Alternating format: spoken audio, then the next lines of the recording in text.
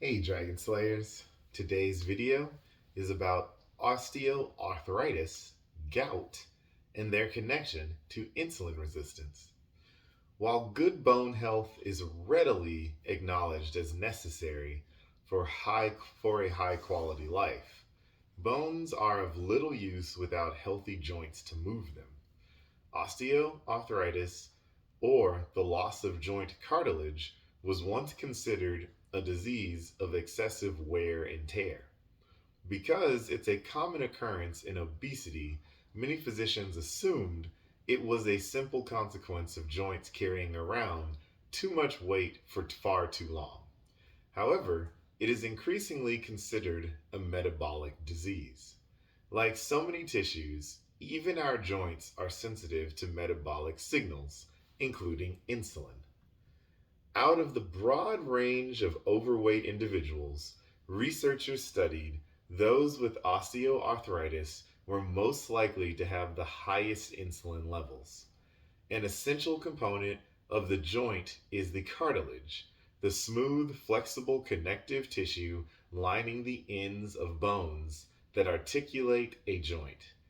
The main cells in cartilage are called chondrocytes, or maybe chondrocytes. I'm not quite sure how to pronounce that. And of course, they are insulin responsive. They are responsible for creating and maintaining the cartilage lining, known as matrix. This is made largely of collagen and substances that the chondrocytes need glucose to create. And the chondrocytes need insulin to take in that glucose. An insulin resistant chondrocyte can't maintain that matrix, and ultimately the cartilage weakens. Other essential components of a joint beyond its lining is the grease for the joint, or synovial fluid. Synovial fluid is made from specialized cells called synoviocytes, which, just like the chondrocytes, play an essential role in helping the joint work well. When the synoviocytes are exposed to high levels of insulin, they experience an invasion of immune cells that ramp up inflammation in the joint and reduce synovial fluid production. Without this grease, the gears just grind. Osteoarthritis shouldn't be confused with rheumatoid arthritis, which is a chronic inflammatory disease. Likely because of the inflammation it creates, rheumatoid arthritis increases the likelihood of developing insulin resistance. We'll discuss the role of inflammation in insulin resistance in a later video. In fact, the severity and activity of the disease can wax and wane over time, and the accompanying insulin resistance similarly will become more or less severe, fixing one problem but causing another. Many people with joint pain take glucosamine in some form, which may improve joint health and reduce joint pain, though evidence is equivocal. However, while it may improve your joints, the glucosamine is very likely making you more insulin resistant. The evidence isn't equivocal at all. Across humans and rodents, glucosamine makes the body less insulin sensitive. So let's look at gout. Gout is a type of inflammatory joint disease where the joint accumulates uric acid crystals and the inflammation that accompanies them.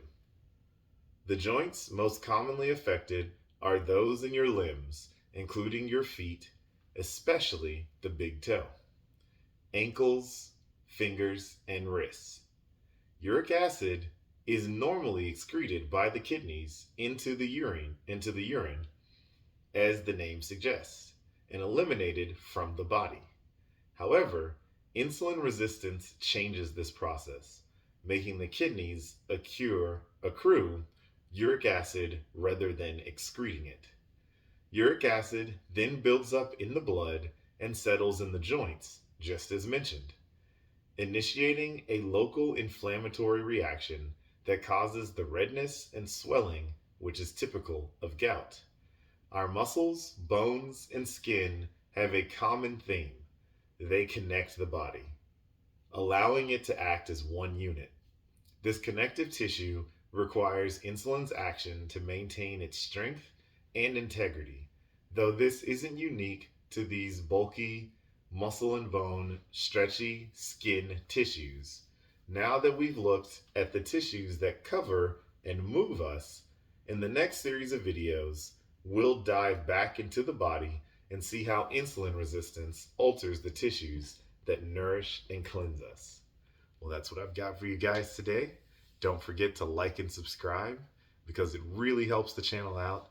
And remember, guys, that together, you and I will slay the dreaded diabetes dragon.